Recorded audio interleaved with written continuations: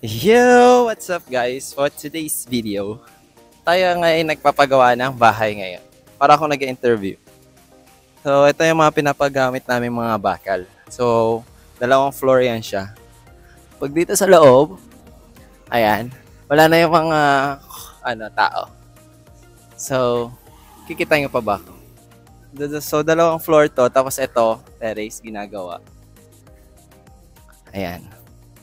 Mamaya papasok tayo dito. Magulo pa siya ngayon. Dahil dinedemolish pa siya. Nakikita niyo pa ba ako? Ayan. Oh, di ba? Taas yan. Kaya nagpapagawa kami dahil lilipatan kami dito sa Valenzuela. Yes. You heard. O basta nadinig niyo yun na lilipatan kami. Ayaw na namin sa Valenzuela. Cherries! Hindi. Kasi may mga trabaho na kami dito. Baka masagi mo, tita. Mag-hi ka, tita. Mag-hi ka. Hi! Ano pa? Hello! Ha? Ako tita ni Chichan Vlog. Nandito ho kami sa aming Hacienda Hener. Wow. Dito sa North Sagaray, Bulacan, Barangay Tigbe. Oh, di ba? Okay? Di pa tapos yan eh. Ilang story yan? Ilang story yan? Anong storya? Istorya? Ano ba istorya? 2 story. Mga 2 story yan. May mga 4 rooms. 4 rooms. At saka merong kitchen. Ilang CR? Ang mga yan. Isa. Yung isa, 2 yan. May 2 pa yung isa, gigibain. 2 yan. Ayan. Gigabain daw. Yan, renovation. So, may naliligo ayun si Tito. Viva Max. Oh. So, pupunta tayo sa likod, Punta tayo. Oy, malaglag ka dyan. Susunod. Hindi, iikot muna ako.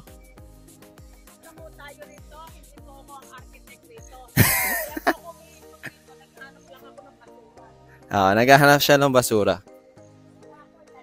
Yan, ito yung pinakalikod niya. So, malaki talaga yan siya. Ayan ang Poso Negro. Tita, ba't sobrang yaman mo? Dami yung pera.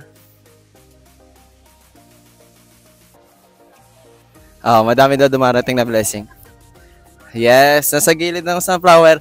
Oh, welcome to our house. Pero hindi pa buo. Ito yung isang kwarto. Tapos, yung tinuturo nga yun yung parang Poso Negro. Tapos, meron kaming ginagawang kanal para kapag tatagas yung tubig. Hindi ka punta tayo doon sa gilid naman. Para makita nyo, mag-uulan pa nga, uulan na nga eh. Ang laki nga ng sunflower dyan eh. Ayan. Kita pa ba? Sobrang dilim na po ngayon kasi mauulan na.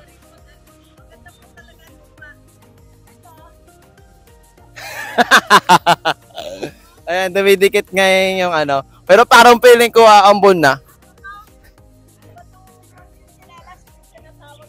Habayanas? Crocs. Ayan, merong Crocs. Crocs. Crocodile. Ando yung sunflower namin sa gilid. Hindi na tayo bababa kasi masyado ng Oo.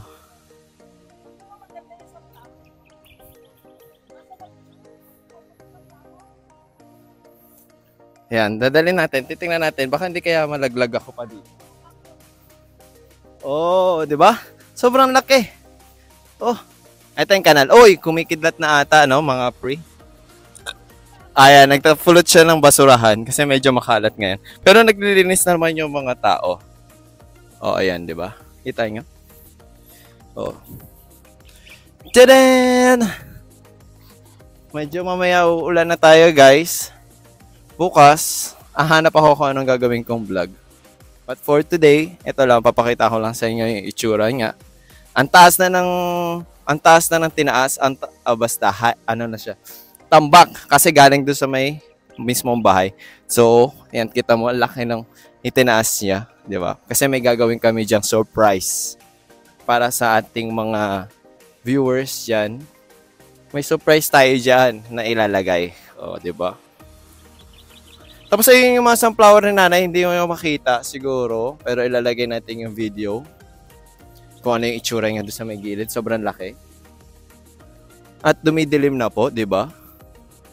Ayan. Ginagawa na siya, gagawin siya 3 months ata, sabi ng contractor. So, in just 3 months, mabubuo na yung bahay namin na 2-story. Ayan. And yung lumang bahay dito sa gilid is, ayusin na lang siguro, ipaplatada na lang siguro para pumatas doon sa bahay na ginagawa. Ayan, oh, di ba? May balde pa na nalaglag. So, yun lang muna ngayon. Hindi gusto ko bukas na lang tayo pumasok sa hindi susunod na lang yung update na sunod kasi hindi pa naman talaga siya totally tapos dahil nag-i-start pa ng mag-flooring. Ayun sa taas sila. Siguro update ko kayo kapag may flooring na. Diba? Kasi wala nag-i-start pa lang naman siya. Let's go! So yan, don't forget to like and share, subscribe to my YouTube channel dahil meron tayong ay, nalaglag siya!